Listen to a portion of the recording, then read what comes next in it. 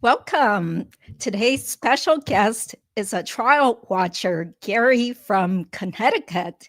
And we actually met at Donna Adelson's trial recently. So, how was your trip, Gary?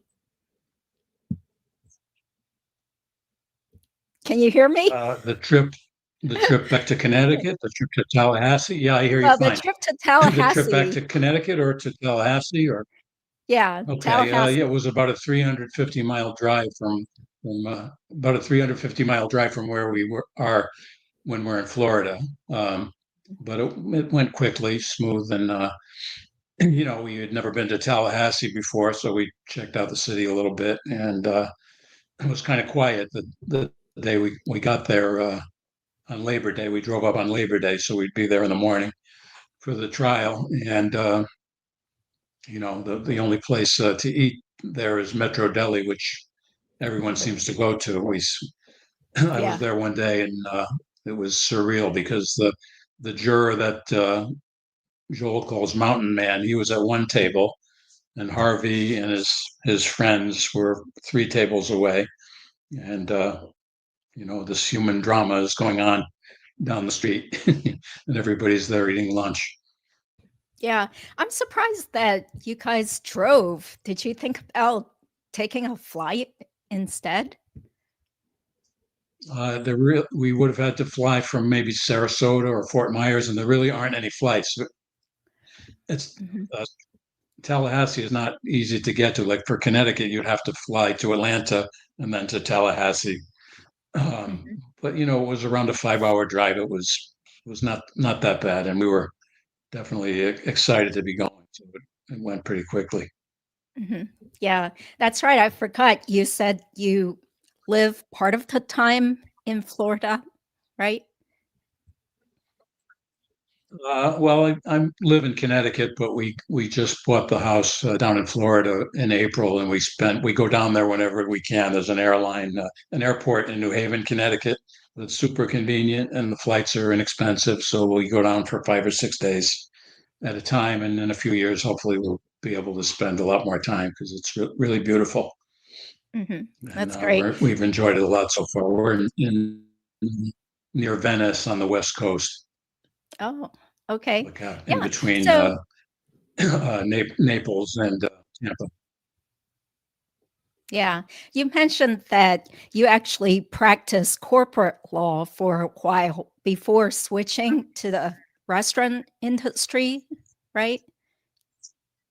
Yeah, I did very briefly. I went to UConn Law School and graduated. I worked for the summer in a big law firm.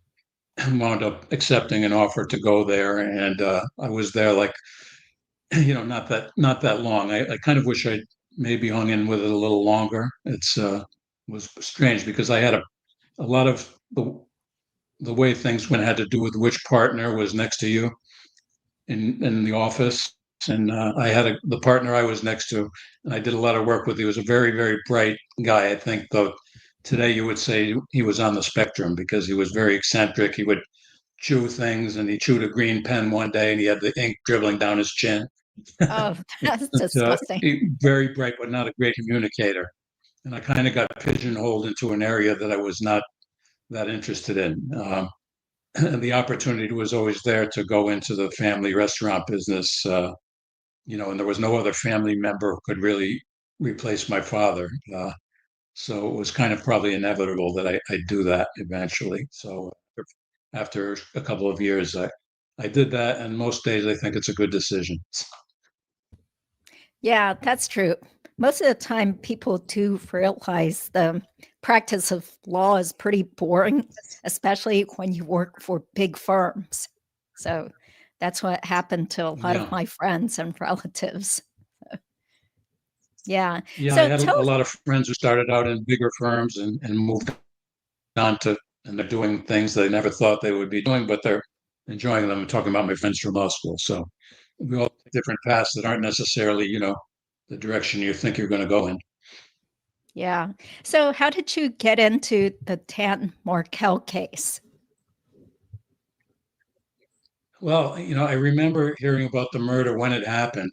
Um, because I think because Dan was a law professor and a high profile type of person that made national news, and I think that's one of the reasons why I think if he was a random person, more anonymous, maybe this case would have been solved. They would have not put all the resources and done the fantastic investigation that developed all the leads and made the connections to the Adelsons and so forth. And then I didn't hear any more about it for a few years, and then I saw probably around the time of the first arrest, I saw a Dateline special, and at that time, the Adelsons, you know, were suspected for sure, but there was no, there were no arrests in sight. I think that DMX was in office at the time. He was saying, there's not enough proof. He doesn't care what the police probable cause affidavit says. And I remember that the reporter tried to walk up to Charlie and on the street and talk to him, and Charlie just ignored him. And I just kind of felt outraged for whatever reason. It kind of got to me. And the whole story of, that people would be so entitled, they thought they could do such a thing and get away with it. And at the time, like, justice was going to be very hard to obtain. It just caught my interest. Every few years there's a case that catches my interest, but not like this. I really went deeply into this. I watch our channel. I watch all the channels. I've read everything there is to read on the case, and it's just fascinating on so many levels. I have to remind myself it's not entertainment. These are real people. A man died, and two boys are badly hurt by it, and it just affects so many people. It's a thing. Yes. And kind of a stupid question, but are you Jewish? I'm not. No. Oh, No, okay. if you change one letter in my name, it would be Jewish, but my name's Irish, in fact. Both my Oh, grandparents were born in Ireland. oh, okay. How interesting. And my So, father, and my father's two older siblings too. My father was the first born in the U.S. oh, okay. I see. So, what about your spouse? Did she get totally into this case also? Well, luckily for her, she did because she was subjected to watching things on daily for a long period of time about it, and she just kind of naturally got interested in it. And it's interesting for her on another level because she's French and she's only been in the country a few years, so she's not as familiar with our legal system. So it was very interesting to her, for that reason too, because the French system obviously is a little bit different than ours. Hmm. But yeah, Yeah. she was excited about going to the trial and found it very interesting. Yes. Yes. What a great way to learn about the criminal justice system. Yeah. Well, were there ever any other cases that you became drawn to as well? Yes, one case that really caught my interest several years was the Vanderbilt rape case. I don't know if you remember that. It would involve the members of the football team, and again, more entitled people and entitled Oh, families trying to get away with something. And the story was this Brandon Vandenberg was one of the players, and the other one's name was Corey Beatty, and the Vandenberg got his girlfriend. He had just started dating a girl. He got her really drunk, and they all went back to. They carried her into the dorm room, and did like what they wanted with her. And I forget exactly. It's been a few years. I forget exactly how it came out, but they were tried and convicted. And there was a third player who didn't do anything but take pictures. So the state got him to cooperate, and they convicted them. But then there was a second trial because there had been a juror that didn't disclose that he'd been molested or he'd been in a relationship with another man when he was under 18, and so they had a second trial, convicted again. So that was the last one that I kind of did a deep dive, but again, nothing like this. hmm. I see. And you did mention that somebody in your extended family was also the victim of crime? Yeah, that's a very bizarre story. It was not difficult to solve. It was sort of not really a love triangle because I was dating somebody and the person I was dating was acquainted with a guy. They were friends, but he wanted to be more than friends, and he was not somebody who was on my radar. Uh, and we all at the time I had just started in the restaurants after leaving law, and the so anyway, this guy was in the Navy. He went away in the Navy. Then he came back. He was stationed in London, about an hour and a half from us, and again, not on my radar, but apparently he had like an obsession with the woman I was dating. And he came into the restaurant, and at the time, my cousin, who was I have no brothers, so he was like a brother to me. And the guy came into the restaurant and killed my cousin, thinking he was me and Oh, the girl. So this was like not a very sad thing. I feel guilty, that my cousin basically took the bullets for me, and fortunately the person's he pled guilty and got 55 years, and he's still in jail trying to get out, but he's still in. So oh, how horrible. I'm so sorry so to that hear that. Yeah. yeah, it's a tough story, but fortunately it was he after he did what he did, he surrendered, and that was it. It was not the only thing about it is in Connecticut, criminal trials take a long time to go to trial. He was like 3.5 years before he finally pled guilty, and the whole thing was over. But at least it was over. It was that part was good. It's very different than the Adelson case. Oh, well, did you have to speak with investigators, or do you have to show up when he I might did. be up for parole or something? Well, it's not. He doesn't get parole. We were told at the time he had a 55-year sentence and that he would do 42 and a half years. And that's kind Oh, of turned out to be 39 years. But there's a new law in Connecticut where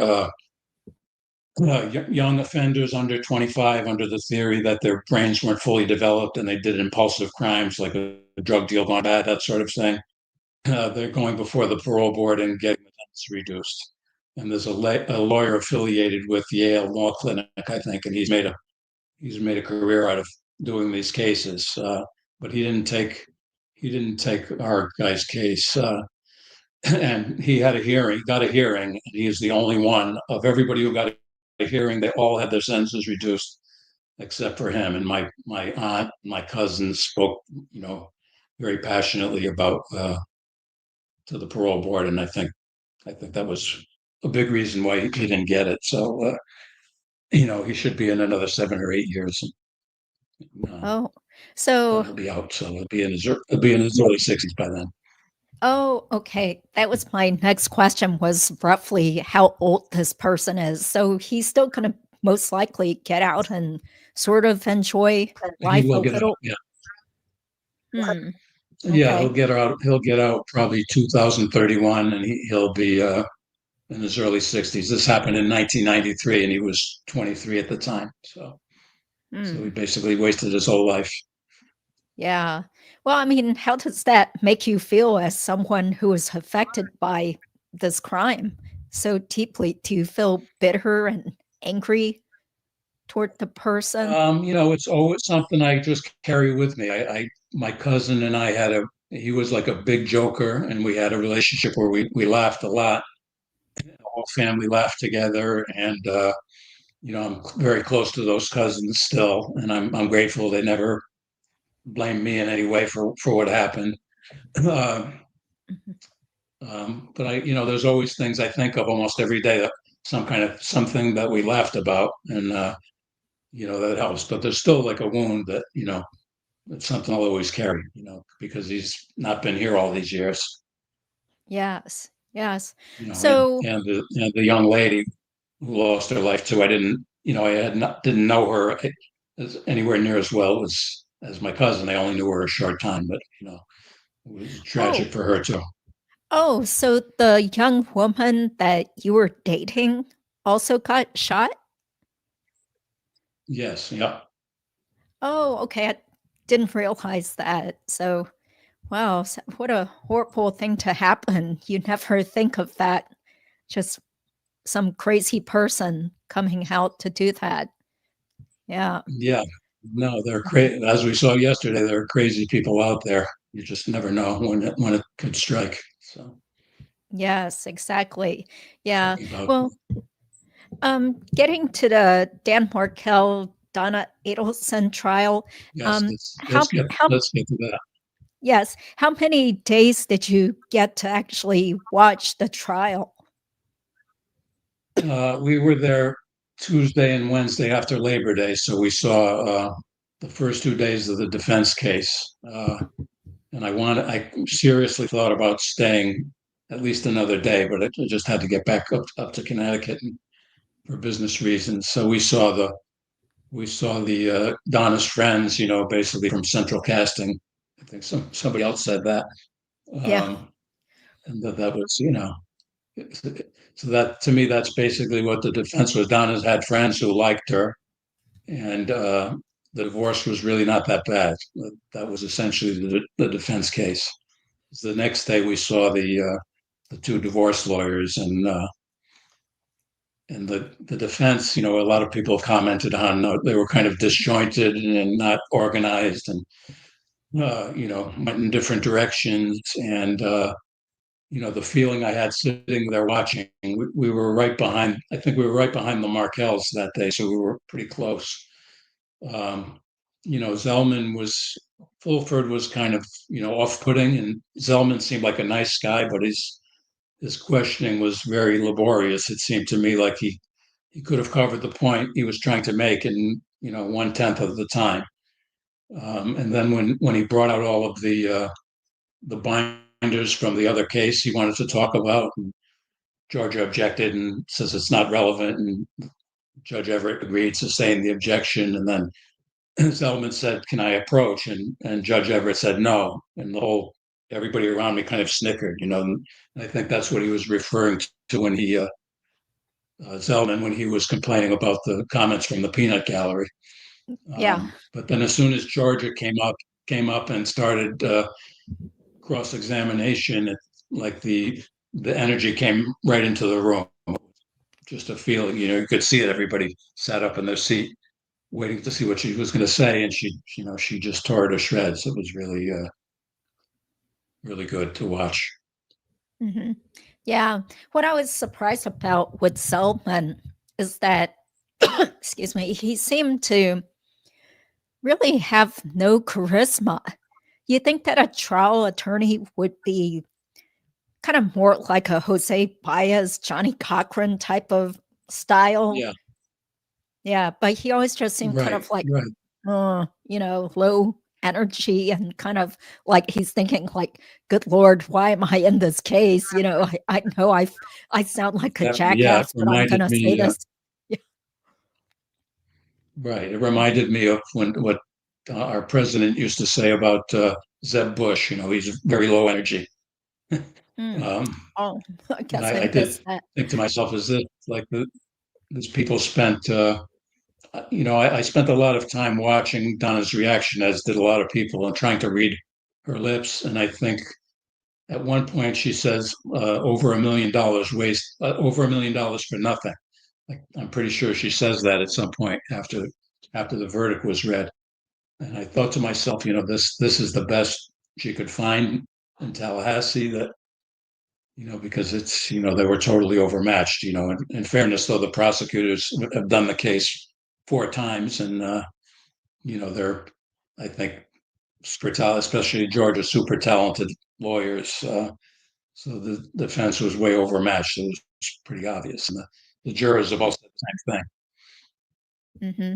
Yeah. So Mona has a question. Did you enjoy the lady with the sideburns and her life partner, Gary? I guess that's Ann Cunningham. And was his name Fraud Gooderson? Oh yeah, I didn't notice that she had.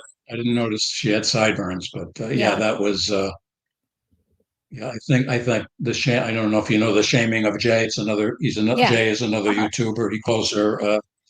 He calls her senior citizen Snooky Oh, from that's Jersey true. Shore. That's So true. Yeah, yeah, the way she talked yeah, a little bit. Yeah. How interesting. yeah. So So were I you thought that trying was a to very good description. Yeah. yeah. Were you trying to Go ahead. stifle I'm your sorry. laughter during their testimony? No, it just amazed me because all of these witnesses were there to try and help Donna, and they did the opposite. I mean, this woman was obviously, she was gonna. You, Georgia painted her into a corner about the phone call in the car the night of the murder, and she says, "Oh well, it was Viber. Well, WhatsApp didn't have vocal calls at that time, and it must have been Viber then. Why would she call on an app when you know they're both in Florida?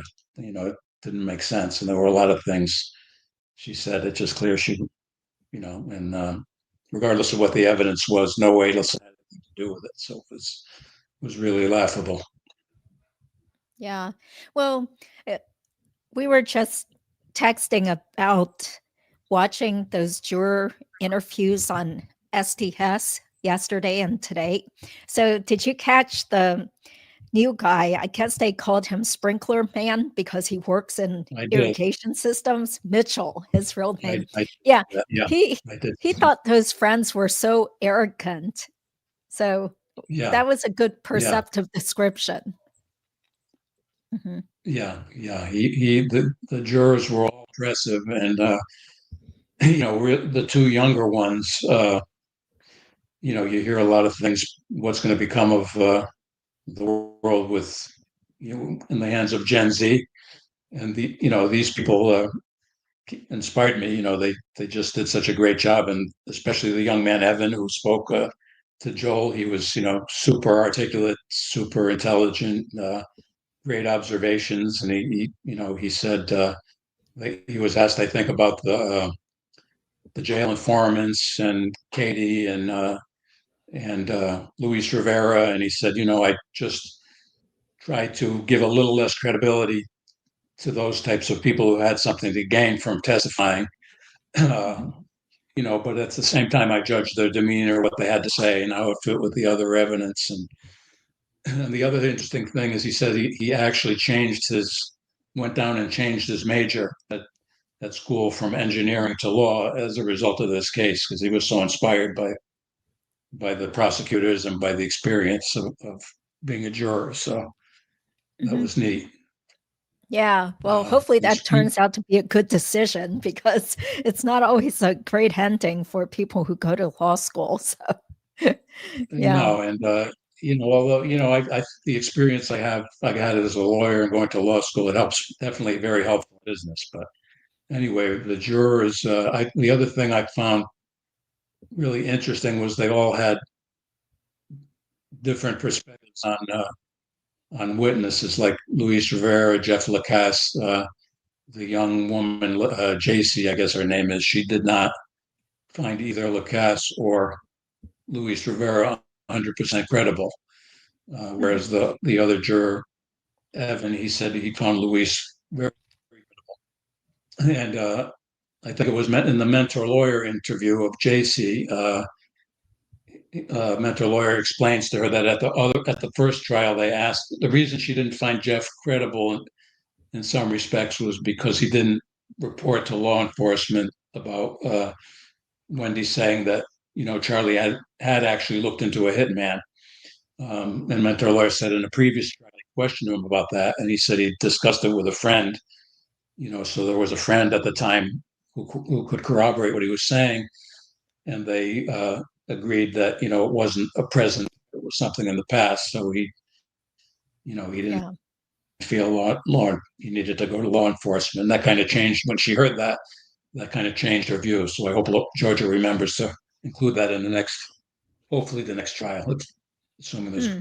they're going to arrest Wendy, like everyone is saying. Yeah. They all And did then think that Louis, Wendy was shady. yeah, that's another thing. They all agreed on that, and that Rob Adelson's testimony was super compelling. And another thing I kind of thought was very effective was that they had Rob testify right after Wendy, because the testimonies of the two of them and the way the interrogations went were completely different. Like Wendy was very tightly pinned to all of the documents. I think because of the Castigar thing, they don't want her saying anything new that they can't use. But in any case, she doesn't remember anything. And Georgia had the tab 5, tab 8. Yeah. Uh-huh. And she had her pinned down to her by her prior testimony, whereas Rob, she would just ask him the questions and let him tell his story, and he was, sincere, remembered everything, had references to the dates, the call to his call with his parents about after the arrest was 2 days after his anniversary, or 2 days before his anniversary is when he heard about it, and the call was on his anniversary. So and everybody felt so bad for him because it was clearly, despite the fact that it's his, he wanted to do the right thing. It's his mother, and it seemed like he was almost in tears at the end when that was the last time he'd ever spoken to his mother, was when he asked about the arrest, and she basically hung up on him, said, "I have to go." So Yeah. Yeah. Rob was such a great witness. And so both of the male jurors who have spoken out said that they really liked hearing from Rob as well as Chris Corpet. So I was like, well, that's great. yes, They were yeah, paying close attention because Corpet had so much information to provide. Yeah. yeah, yeah. The case was so well put together. I mean, it's not only the prosecution but the investigators. They were tireless trying to put the case together and get the evidence they needed, and thankfully they did. And the Markels they got a big piece of justice with Donna, and hopefully Wendy will be next. Mm-hmm. Yeah. So what did you think of these three jurors who have spoken so far? Yeah, they all impressed me. The one thing I noted out of Sprinkler Man was that he picked up on something that Georgia really didn't hit in her closing. I don't think that I thought was very important, because I thought, like, the one thing that could be a potential problem was whether the jurors would believe that Donna actually dropped off the money, and that was a key to finding her guilty of first-degree murder. And he picked up on a conversation that was in one of the wires where Charlie talks about, Donna asked Charlie, "Can I take $25,000 from your account and put it into the Harvey's account so that the practice breaks even, and I'll take the 25,000 in cash from our pile and I'll put it into your pile."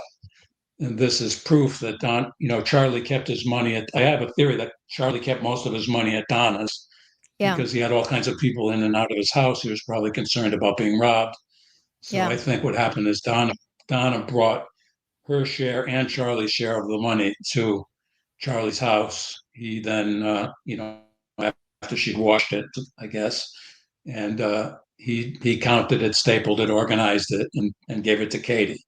And I kind of think that's how that went, but it really was not 100% clear in the trial. And then there was the cell phone data seemed fuzzy about Charlie's and Donna's phone's not connecting to the same tower, but obviously she was there because she said outside your house. I mean, that only, like Georgia said, that only means one thing.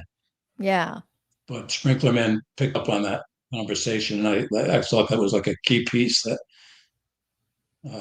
didn't get, it was brought up during the trial, but not during the closing. So I was Yeah. glad he remembered it. Yeah. I was so impressed also when all of them said they were taking notes throughout the whole trial. So I think it was the younger guy, Evan, who said at first he was writing down every single thing, but after a Right. couple of days, he was Yeah. like hitting the high points.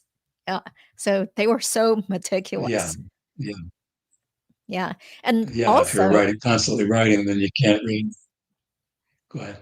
yeah, also, I thought it I was was just going to say, interesting. if you Yeah.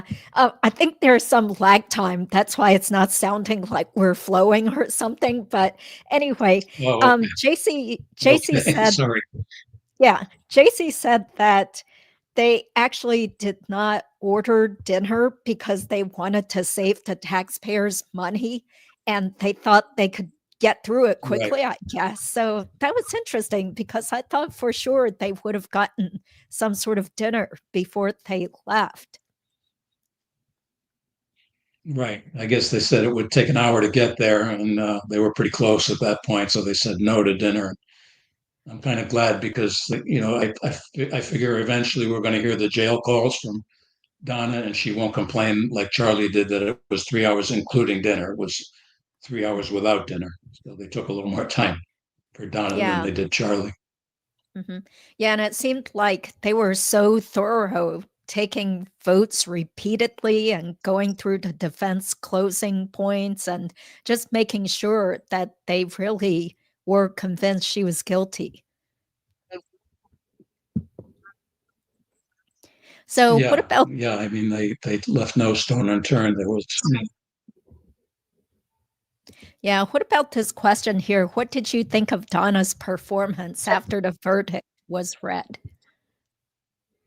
uh, that's interesting because that's one of the things that I spent a lot of time thinking about. These people, either it's a complete show, which Dr. G, who was on Joel's channel, he broke down her behavior and her body language, and he says, it's a show.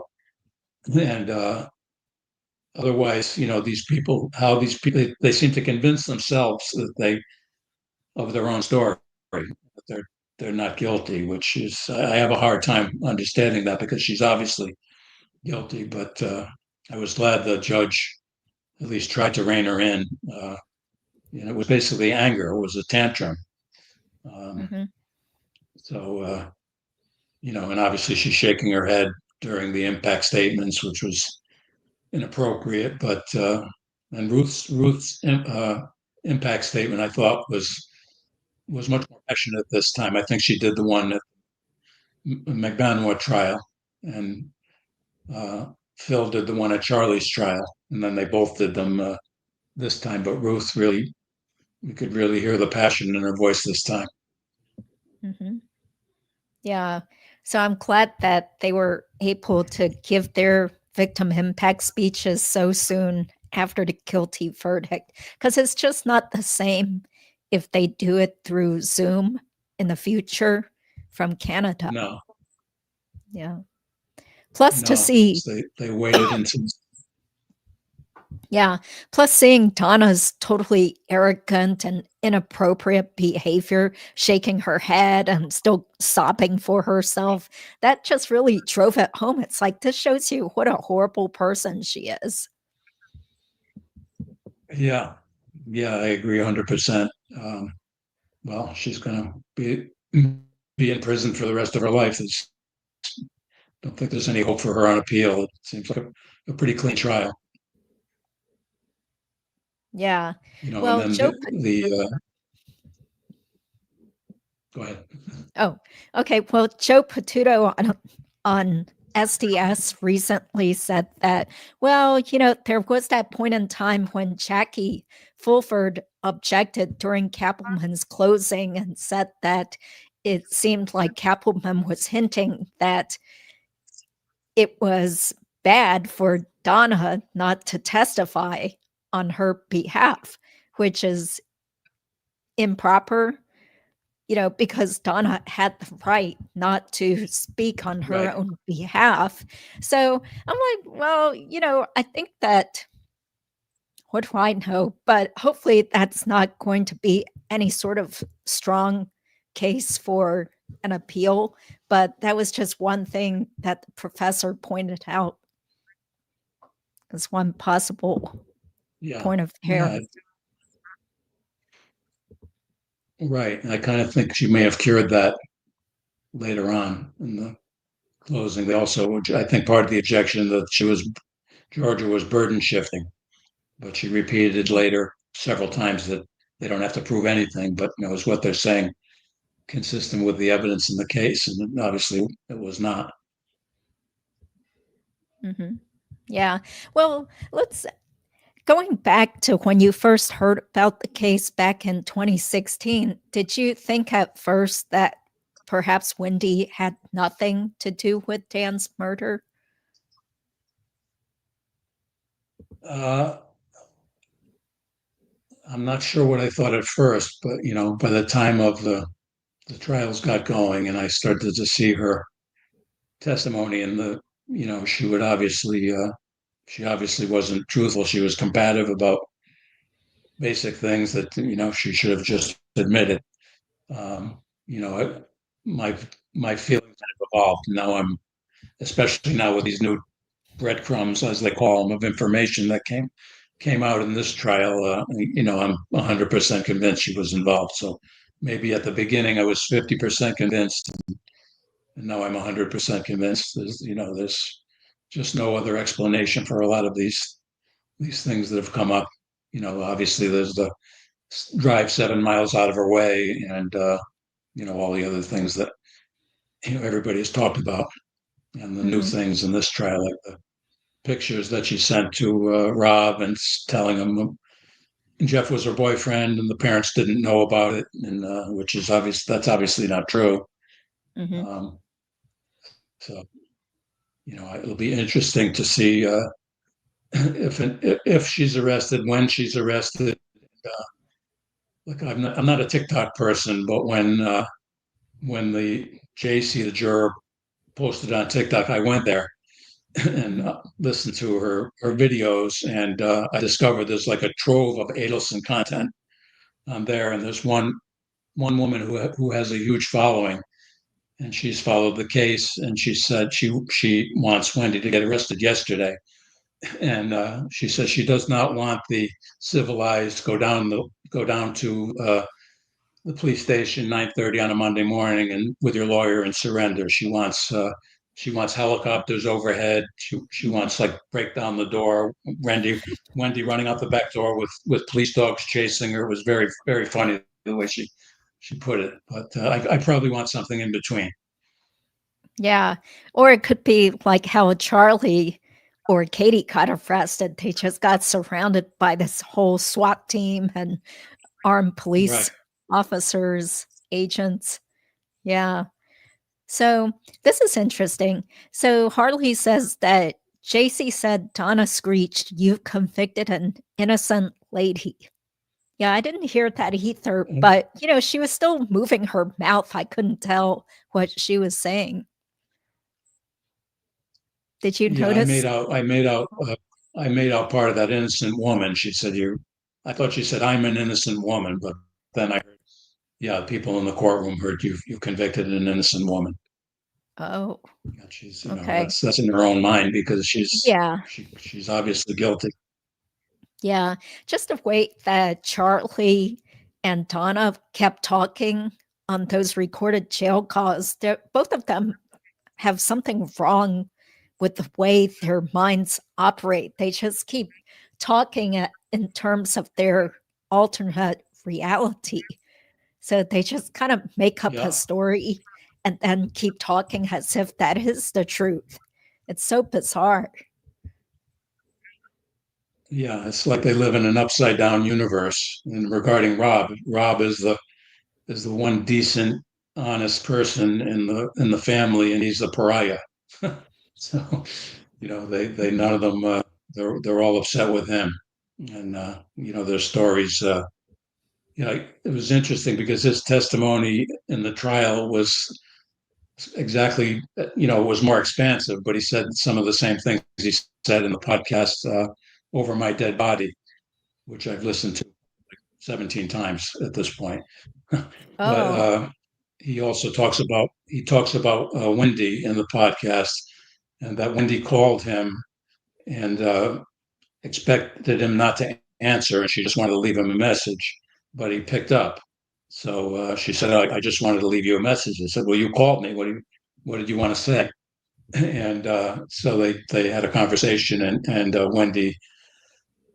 Wendy was upset because all Rob wanted to talk about was who did it, and And Wendy said to him, Dan had no shortage of enemies. That was her answer when Rob asked who she thought did it.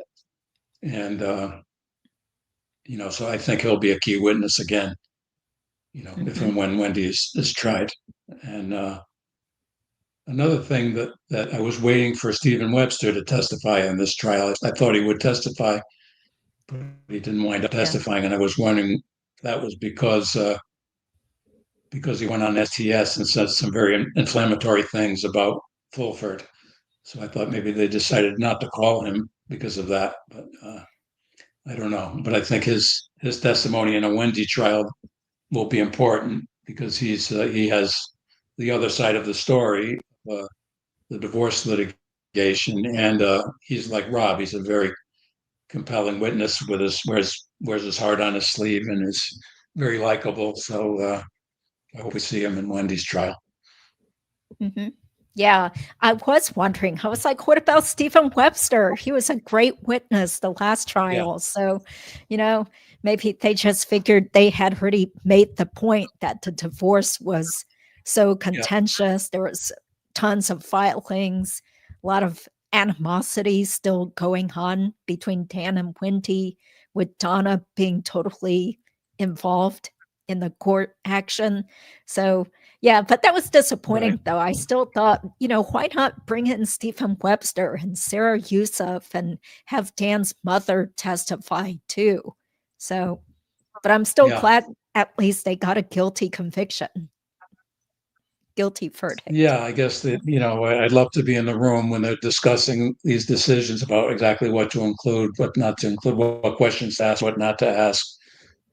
Another thing with Rob was, they did not ask him about the story of his marriage, whereas Donna and Harvey were threatened to disown him if he married the woman he was in love with, who was an Indian woman, not Jewish.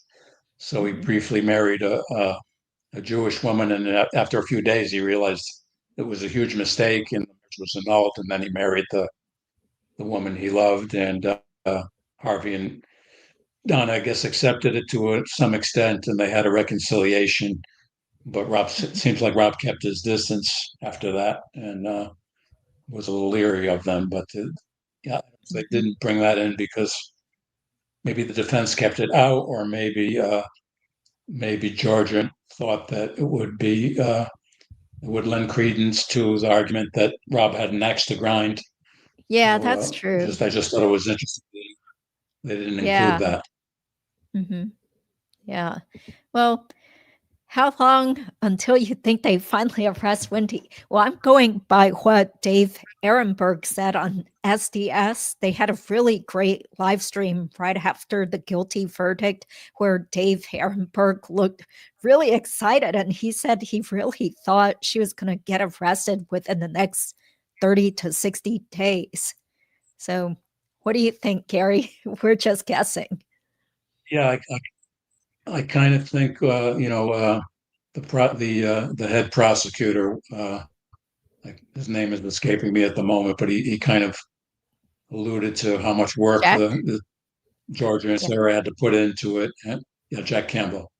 And, they need a little bit of a rest. And then, maybe they have the sentencing coming up October 14th. So I'm thinking it'll be by the end of the year.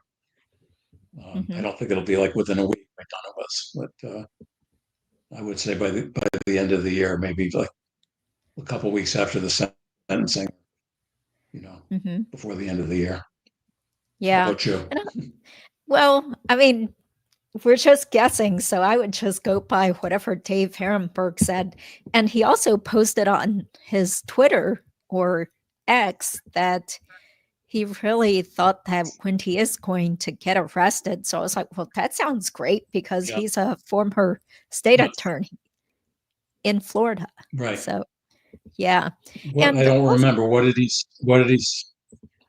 say about the time frame? He said 30 to 60 days. So, it makes sense because they would still need to get a grand jury together. Yeah. And, there's a lot of confusion as to where Katie Megpanua is. So I'm not even sure myself.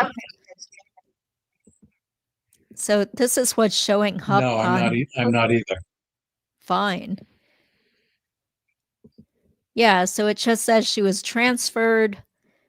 Waukesha County, then it says custody detail, Leon County Sheriff's Office. And then when you try to get details, there are no details. So is it something, what the? Yeah, September 8th, 3:40 a.m., transferred Leon County. But then it says reporting agency. So, maybe I should ask Katie Bokenschutz what this all means. So, yeah. Yeah, because Donna is in Leon County, right? So you'd think they wouldn't want them in the same place. Yeah, Although Donna's that's probably true. in the isolation still. Yeah, this one says custody detail Lowell Annex. And then you click on it, it says, oh, okay, so maybe she is in Lowell because this is later, September 8th at 9:41. She's in Lowell. So maybe she is in Lowell now, which is where her regular prison is. Right. Yeah. Yeah, you're mentioning her, and to me, like if she had cooperated from the beginning, this would have been wrapped up much quicker and more easily. It's just crazy. I guess there's some logic to her not wanting to give up the father of her kids who was facing the death penalty, but it's she had the opportunity to have complete immunity, and I still don't think she's coming completely clean. She still seems to minimize her involvement, and she has something each trial she has something that's not believable. Like this time, she said she never counted the money, and she didn't know that Luis Rivera was with Sigfredo, and Yeah, that is so false. remember the story of Luis. Remember the story of him posting the picture of the owl on his Instagram, Yeah. which he said was a lion, but either an owl or a lion, whatever it was. And she either called or I guess called Sigfredo and tell him to take that down because it's going to get a squat. Yeah. Obviously, she had to know he was with him. And in Charlie's trial, I think she said she paid for Harvey's Lexus when there was no evidence that any withdrawal out of her account or any deposit in Harvey's account or anything to show that she paid for it. So she always has some kind of a little surprise, but fortunately the jurors still believe the main part of the story. Yeah, that's right. Well, let me see. The chances Wendy can flee, well, there's no warrant for her arrest, so she's free to travel if she wants to. So I hope that they do have some sort of way of tracking her whereabouts, though. Yeah, I guess she could. She speaks Spanish, so she could look for a South America. I'm wondering if she really speaks Spanish or how good her Spanish is. I think that might be another fairy tale. She probably speaks a little bit. I believe it because in the Epstein book, he said something about how Dan was so proud that Wendy could speak Spanish. And I think when she was in college or maybe after college, she actually did do some sort of work in South America. So I think she can speak Spanish pretty well. Yeah. Yeah. Right. Yeah. Yeah, but what's she going to do with the boys? I mean, it'd be difficult to run with them, and I don't think she'd leave them behind. So, but who knows? It's just a crazy story with a lot of twists and turns. Yeah. So Charlie got moved already. Maybe it was yesterday. Not sure about Lewis. And it looks like Katie has been moved. So, yeah. So what about? I saw that Charlie went back to South Dakota. Yeah. What about your wife? Have her thoughts about the case pretty much been the same as yours? Yeah, I think more or less we talk about a lot of it. She was like less certain. We would talk about the evidence as it came in, and I was more and more convinced that it'd be very difficult for the jury not to find her guilty, at least of the second and third counts, and hopefully the first count too. But she kept saying, all it takes is one juror, one juror. I'm like, stop saying that. It's true though. We had a case locally here, right in my town, involving a high school. We have a Catholic high school and a public high school, and there were some parties going on, and some kids from the public school showed up at the Catholic school party, and they had words with each other, and then they started getting on Snapchat and so forth and exchanging messages, and the thing escalated to the point where uh, the kids from the Catholic school went back to where the public school kids were, and there was a stabbing, and one kid stabbed three other kids, one of whom passed away. Oh, I did hear about that. And Yes. basically the process. Yeah, his name was Raul Valley, and Mhm. to me it was very clear cut. He kept going back, and he went to his car and he got the knife and he went back, and the kid that he stabbed was basically an innocent bystander who was coming out of the house with his friend or whatever, and he stabbed him, and he bled out and passed away. And this, I believe, the story was the jury was 11-1 in favor of conviction, and they very quickly said they were deadlocked. And the judge said, keep going, and they kept going for a few days, and they wound up acquitting him of murder and deadlocking on reckless manslaughter, I think, and reckless homicide, whatever. So they're going to retry him on those two charges. But to me, like it's insane that he was acquitted. And I feel so bad for the family of the kid who died. But that just goes to show you, it doesn't. You never know with a jury. Most of Yeah. the time they get it right, and they seem to. Obviously, we agree with the verdict. They took it seriously. They did a great job. They followed the law, and they got the right result. Yeah. Okay. Well, thank you, Wendy won't get. Anika. Will Wendy get bail? Well, if she's charged with first-degree murder, then I'm assuming in Florida, she's not going to get bail or be able to be free pending her trial. So that's assuming they bring first-degree murder charges against her. So, yeah. What do you think what's your opinion on that? Do you think they will charge her with all three counts, Sure. or not? Yeah, I think Yeah, so. I think so too. I think so. Yeah, I mean Because they. as the judge was reading those jury instructions and they kept repeating the elements of the crimes, that it included assisting, aiding, or abetting someone to commit murder, that also counts as first degree murder. I'm sorry, I'm not able to articulate this that well, but I don't practice criminal law, so I'm just going on by memory. So I think they do. I mean, if they aren't going to arrest her, they would charge her with all three. Yeah, Yeah. yeah, I So, agree. It doesn't. Ultimately, she might not be convicted of all three, but they should charge her with all three. And I think she could be convicted of all three. But again, who knows? mhm, But yeah.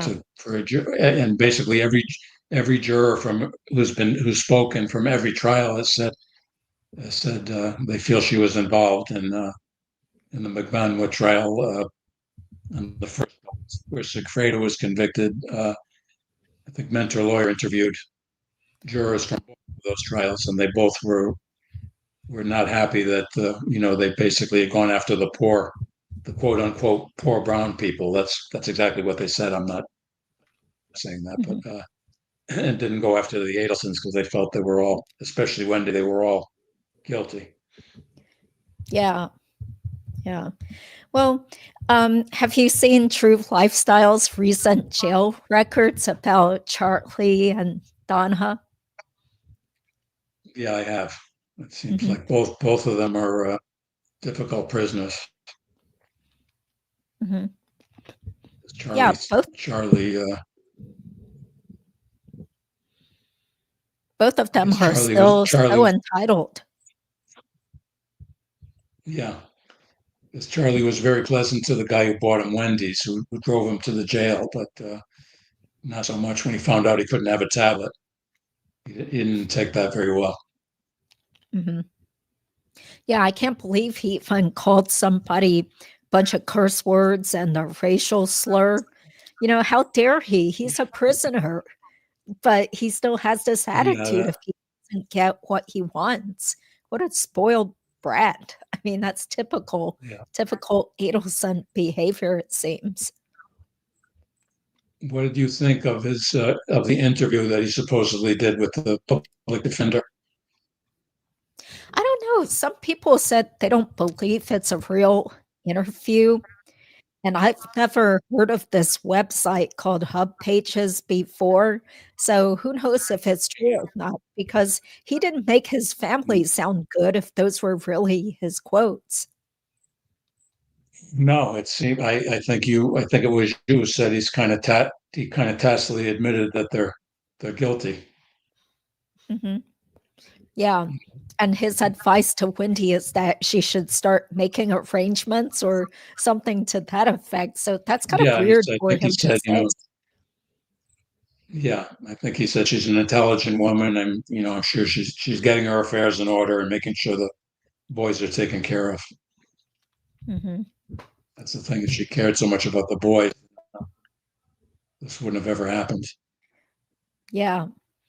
So one thing that True Lifestyles reported today that I thought was kind of funny is that an inmate who referred to Donna as some sort of was an Old ass old hoe. ass hoe. That old Yeah, ass hoe, how come she gets a tablet, but I can't get such and such? I was like, whoa. yeah, And then thanks to Tanika's 2 cents, we heard that there was another inmate who flat out called Donna something like a old white bitch or something like that. So I was like, well, yeah. Donna's getting a taste of what the jail or prison life is with these people who don't care that she used to be all rich and hoity-toity. In fact, it's a negative. No, that's it's a little different than life in the continuum with A-Rod and the other celebrities. Yeah, yeah.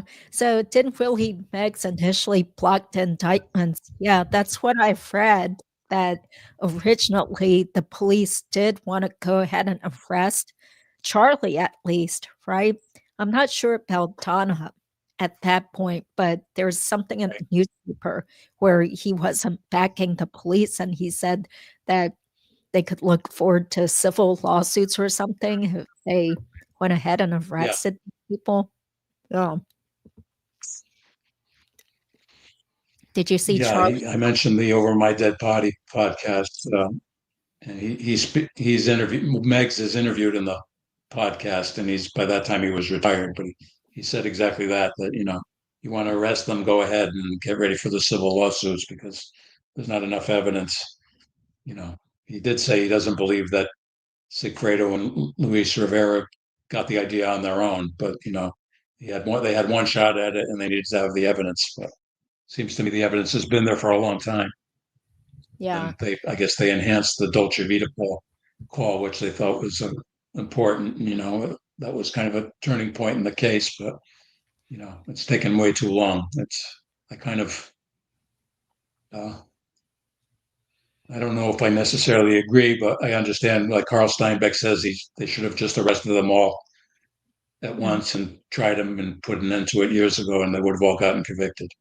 Well, that's the big question because actually, over all these years, the evidence did get better. For example, Yeah, Charlie's ex-girlfriend June turning against him and spilling the beans during the police interview when she was mad at Charlie, and Ryan Fitzpatrick no longer being friends with Charlie and speaking with the investigators, plus later Katie finally turning against them and making her crappy proffers, and all of the mistakes Donna has made in the last couple of years. It all kind of culminated in more No, yeah, greater likelihood of convictions.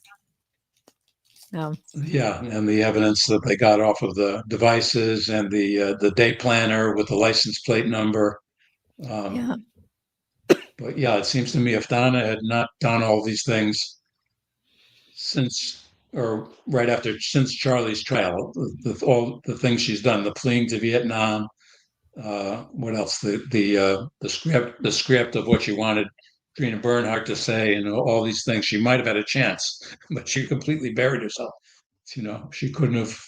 She basically convicted herself with all of her crazy behavior after Charlie's trial. Yeah. And speaking of Trina, I thought it was great when those two jurors that spoke on SDS recently, they both said that they were believing Trina because it was so obvious to them that the handwriting from the script was the same as Donna's. So they didn't really need the handwriting expert to be convinced that Donna wrote that. And they also thought it was good that the whole video was shown to just show that Donna wasn't being bossed around by Trina. Both of them were talking, and Donna was writing and stuff. So that was good to hear. No, I mean that was another example of them. They put on a piece of evidence that helped the state. I mean, I don't know if they maybe at that point they were thinking Donna was going to testify because she could have explained what was shown in the video. Otherwise, I can't imagine what the purpose was of showing that. Mm-hmm. Yeah, the jurors said they were getting bored, but I guess it kind of hammered home the point that, look, this wasn't some little old lady who was being manipulated by a terrible jail friend. Oh. No, and it was funny how they said Drina said they asked her, is that the way Katie would talk? Mm-hmm. What I forget how Donna worded it. It was nothing like She said, what you like, would expect Katie she to say. stupid fool, ha ha, or something like that. That Yeah, sounded really dumb. what a fool. Yeah, Yeah, what a stupid fool, yeah, ha ha. yeah. Right. Sounds like something Yeah, Donna would write, like this is just horse yeah, pucky. yeah. And Flippity flam. Yeah. right, exactly. Yeah, and I think the juror Evan said, you could have put the two handwriting things, they samples, the notebook and whatever they used for the other writing sample. You could have put those on the screen, and he would know it was the same handwriting. They didn't need an expert to convince him of that. Mm-hmm. Yeah. Well, you guys definitely tune in to True Lifestyles' recent videos because she did get the recent jail records. So right after Donna's conviction, she was on the mental health watch, and they noted she did eat pizza the next day, and she did have some problems where I guess Harvey was calling the jail and complaining that somebody was reading her legal mail, I think. Um, then Donna Okay. was also fussing over having a cup, keeping a cup in her jail cell. So it seems like she was just bothering people as usual. Yeah. No, I'm sure we're going to get jail calls, and there's going to be more and more things. And then Wendy. And speaking of Harvey, what are your thoughts on him? To me, he absolutely was involved. I mean, I don't know if you saw like my main reason I feel there's no way he wasn't involved is because the money, the cash in the safe, that's money too. In fact, it came from his work as a dentist or rent that they collected from the properties or whatever. And there's no way that Donna is going to fork over $100,000+ to anybody without him. This is the same guy who complained that a drop jail call cost him $5. And when Donna was arrested, he was like more worried about getting Charlie's money back from his Vietnam investment The than he was Vietnam villa. about Donna Yeah. being arrested. So I think he knows where every one of his dollars is.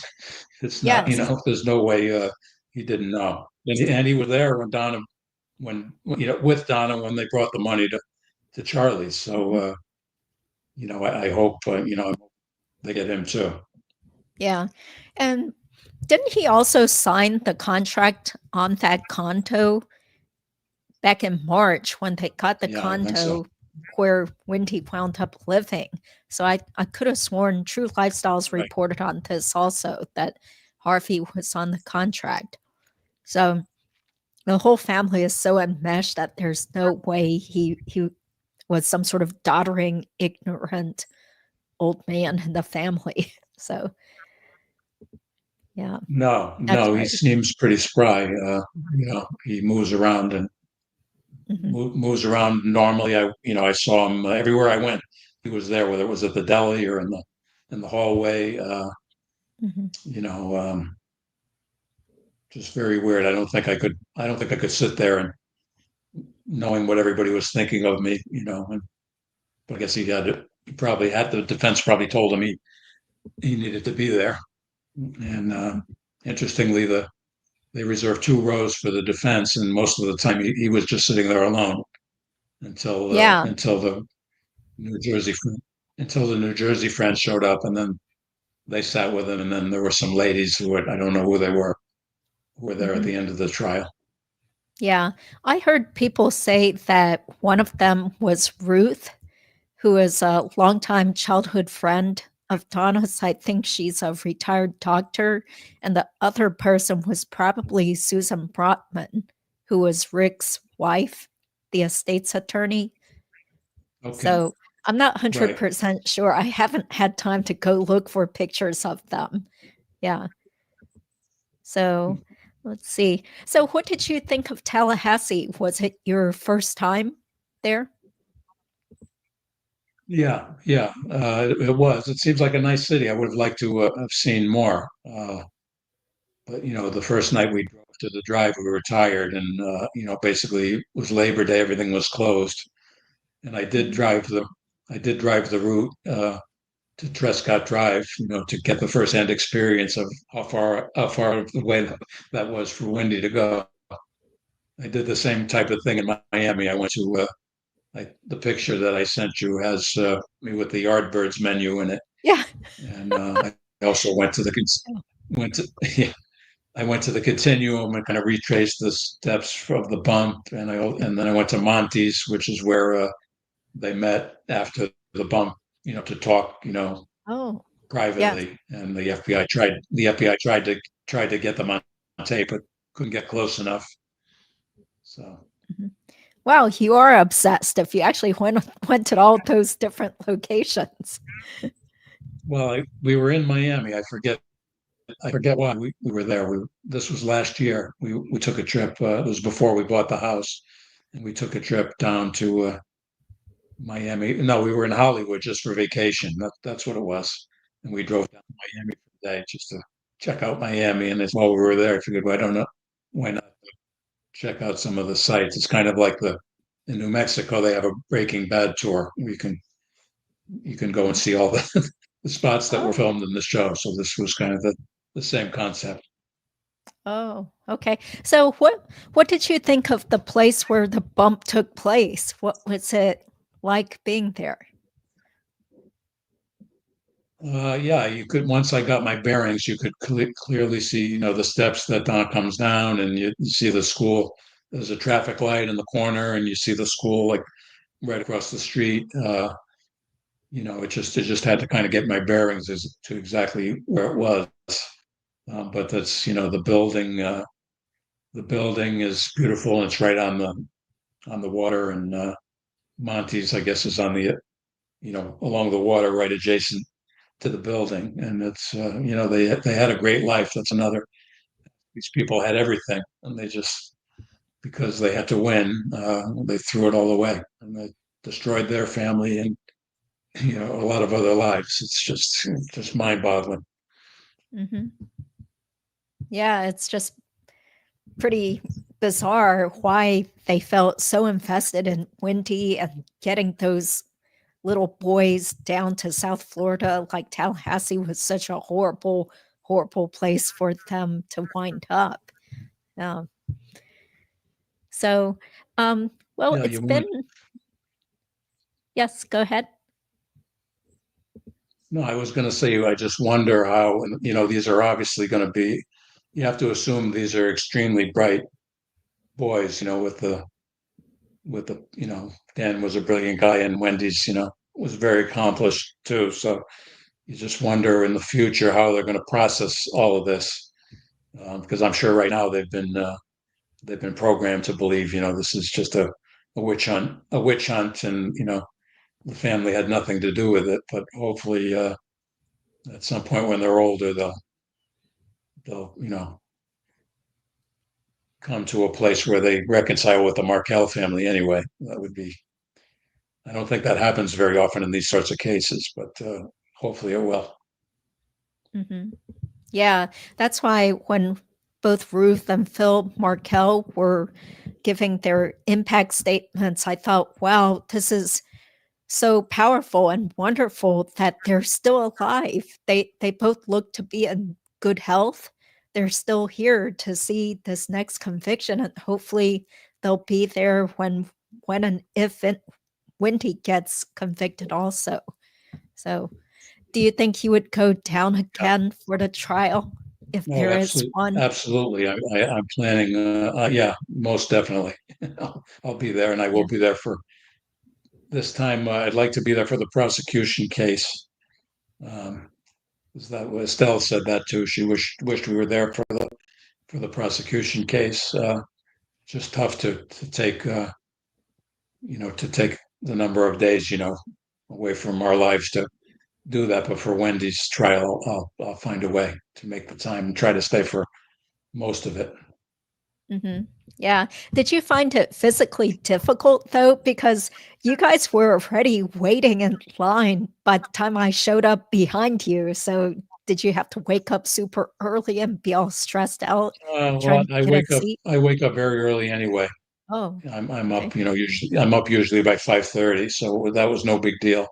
No, the only difficult thing, and I'm very glad I was warned, I think, by Joel on STS of how cold the courtroom is, because I would Yeah. have shown up in a short sleeve shirt like I'm wearing now, and I would Yeah. have frozen my what off because it was cold. So I bought a pair of long pants and a couple of sweaters, which I don't need too much in Florida, but I'm grateful I did that. Hmm. Yeah. Oh, so people are complaining. Yeah, I'm so sorry. Yeah, something's off with the audio. It could be some sort of StreamYard or internet speed problem. So I'm so sorry that sometimes it seems like we're talking over each other or there are awkward pauses and stuff because we're obviously nowhere near each other and trying to do a live Right, interview. right. So sorry about that. Well, Yeah. hopefully, yeah, if there are pauses, maybe hopefully you can edit them out later and make it a little more Uh, fluid. That's okay. It would take too long to try to edit like 1 You're second right. here, 1 second there, you know? Yeah, yeah, Yeah, probably. yeah. So I totally agree. It was already getting packed there when I showed up the first day. Um, I think they do have a lot of hotels around there, but in terms of the seating, I don't think there's a bigger courtroom. So, I was afraid that I could get turned away because it was so packed that first day that I was there. Yeah. Yeah, we were a little worried about making the trip and not getting in, but several people said if you get there by 8:30, you're not going to have a problem getting in. Mhm. And Or obviously, more people like, come and out and leave.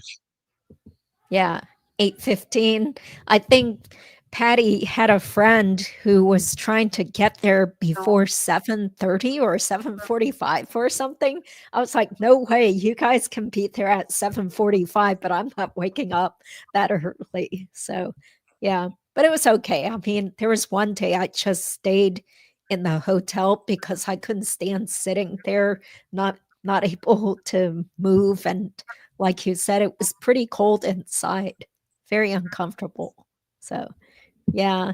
Well, I mean, it's Right. so great to hear your feedback about the case. People are always so excited to hear from a new person. So, do you have any other parting words before we end the live stream? Well, no, I think I pretty much I made a whole bunch of notes here with things I wanted to say, but I think I covered pretty much everything. So I guess we have to wait and see what's going to be next. Yeah. Do you kind of feel like now you have to get back to your real life and focus on all sorts of stuff that you didn't pay attention to Yeah, I because of mean, the whole case? right. Well, I'm getting the things done that I need to get done, and but as far as any TV shows I might be watching or anything like that, I'm watching, all the Adelson stuff. So my so-called time I might be watching, a TV series or whatever, I'm watching this, and again, reminding myself it's not entertainment, but it's at the same Mhm. time, it's just fascinating, with all the twists and turns and the conflict issue with the trial canceled, and just incredible. I don't think there's another case like it. Mhm. That's right. Yeah, Wonder what restaurant. there's really no other case that interests me as much as this one. So we're just kind of like sitting on the edge of our seats now, trying to see if Wendy's going to be arrested. So maybe in a couple of months, Yeah, I hope. yeah. It seems like all of the people who were less definite about it are now much more definite. So I can't think of anybody still saying among the commentators I listen to saying that they don't think she'll be arrested. So Yeah. hopefully, Yeah. hopefully everyone's right. Your point about Dave Ehrenberg, he would know. He was the state's attorney. So and I think he knows Jack Campbell pretty well. So his take on it's probably a good one. Yeah, that's right. Okay. Well, thank you so much for being willing to be on. It's also great to have met you in person, especially since you had never commented on my channel from what I recall. So that was just fun to Yeah, meet you and your wife there. So thank you. yeah. I think I commented a little. I was more of a lurker for a long time with this, and then I started commenting because you see a lot of misinformation, even there's some legal commentators who just don't know the case very well, and it's a little bit annoying. So I started commenting, and then more or less, I'm usually a low profile type of person, but Mhm. this is not something I'd normally do, but I enjoyed it. It's really, I have a lot to say about the case, so I'm glad I got to Mhm. share it. Yes, yes. Okay. Well, thank you guys so much for still being interested in this whole Dan Markel case content. Professor Patuto will be back on Sunday, and we'll probably discuss more the state's response to Charlie Adelson's appellate brief because that just came out, and whatever else people want to discuss, because I get the feeling even though Donna's trial is over, there's still this collective energy of still wanting to, you Yeah, know, make sure there's true justice for Dan Markel and still talking about it. So, yeah, absolutely. I'll be watching, okay, thank you. Okay, and we'll be in touch. I'll certainly see you again when these trial. Okay, thank you very much. Okay, great. Have a good night. Thank you. Okay, Thanks, everybody. you too. Justice for Dan. Okay, all right. Bye Thanks. bye.